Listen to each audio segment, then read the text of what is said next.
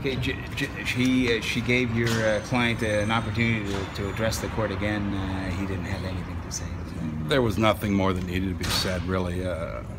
He expressed his remorse and his guilt and everything he was feeling last time, and I think the sooner the better. So it needed to be said last time instead of waiting just to the day of sentencing. So it would have just been redundant to say anything further today.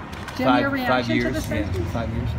5 years. It doesn't surprise me. It doesn't please me. I don't think there's any sentence that would please anybody. It's yeah, it's just horrible all the way around. There's no winners. Does this send a message? Is there a message sent with a 5-year sentence? I mean, you were pitching for something for 2 years and some probation and no more than 3. Is there a message that's sent when there is a sentence as lengthy as this?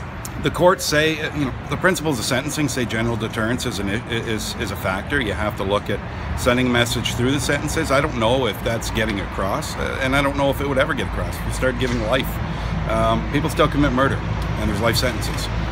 Will there still, regardless of the sentences that are given, if it was 10 years today, would somebody still go out tonight and drink and drive? There's going to be those people. I don't know the answer, and I don't know if the message is ever really gonna, if we'll ever stop it. What the judge really said, it's not working to not have stronger sentences like even general deterrence. It's just. Well, that's simply the trend. The trend is for increasing sentences. They're trying to find something to have an effect. And you try whatever you can until you find something that works, I guess. And if increased sentences ultimately don't show that they're having an effect, maybe they'll back off of them and work on some other programs. I don't know. How do you think Jared will do in jail? He'll do just fine. He's mentally prepared for it. He's been prepared for it since the day he walked into my office, knowing that's the direction it was going. So it's no surprise to him. It'll be tough, as it would on any of us going into jail for 5 years, but he'll do it and he'll come out of it. I have no doubt. The type of person and family he comes from, he'll come out on top. No, the family didn't want to talk today. Jim, no, you spoke with them. What's going through them? A lot of them. They're glad it's over. Jared is glad it's over. They can now start moving forward.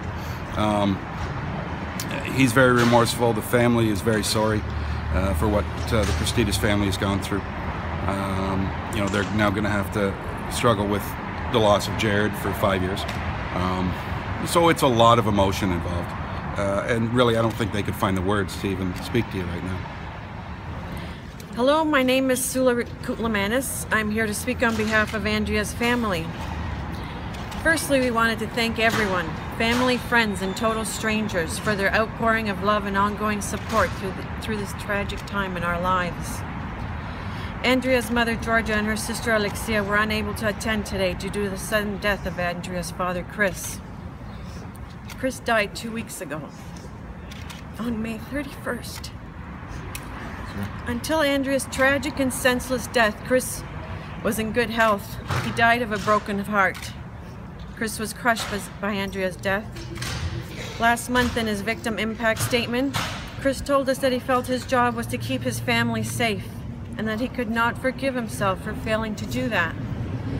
Chris said that he would never be able to come to terms with Andrea's death and that he would forever wonder how life would have otherwise been. For Chris, every day was a struggle, both physically and emotionally. All of us who were in the courtroom that day and heard Chris's heartbreaking words are now haunted by them even more. We realized that Chris, despite his valiant efforts to carry on, remained overwhelmed, and he too fell victim to the tragic events of last October when Andrea was killed by a drunk driver. Today's sentencing does not make things any easier for our family. It does not bring any sense of closure for my sister, for my niece, or any of us. The horror does not end. My sister Georgia has always believed that a drunk driver turns his vehicle into a deadly weapon. Sentencing should reflect that. However, drunk driving is treated by our laws and courts far too leniently. In our opinion, and with greatest respect to her honor, no sentence handed down today could be fair or just, so long as the penalty does not match the crime.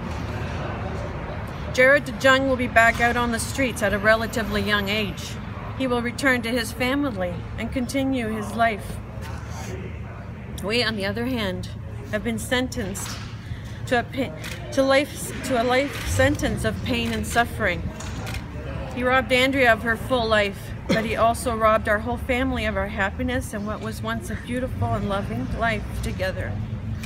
We will never be able to return to any sense of normalcy because of his reckless, senseless, and selfish actions and decisions that he made on that fateful day. It has been our belief that our lenient and impaired driving laws are insufficient and fail to act as deterrent to stop drinking and driving. Unfortunately, our family has now experienced this firsthand, and we are living with the consequences. People like Jared Dejong, despite being told and preached to for his entire life about the deadly consequences of drinking and driving, are still not getting the message. He still chose to drink and drive that night without any consideration for the consequences. We now find ourselves asking over and over again, what if harsher penalties were already in place for drinking and driving related offenses? Would Jared Dejong have made a different decision that night? Would Andrea still be alive today? Would Chris?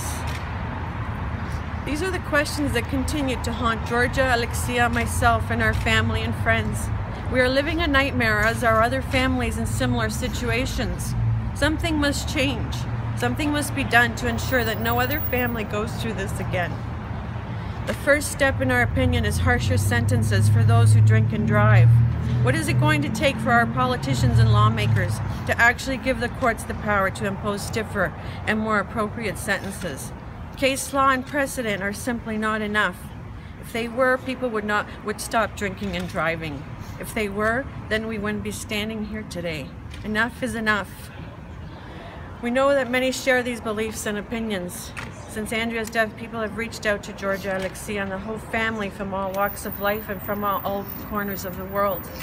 They have each been touched personally by this tragedy. Their notes of concern and condolence have echoed our own thoughts about sentencing and are outraged at how light these sentences are. They also believe that not enough is being done. When will it end? How many more people have to die?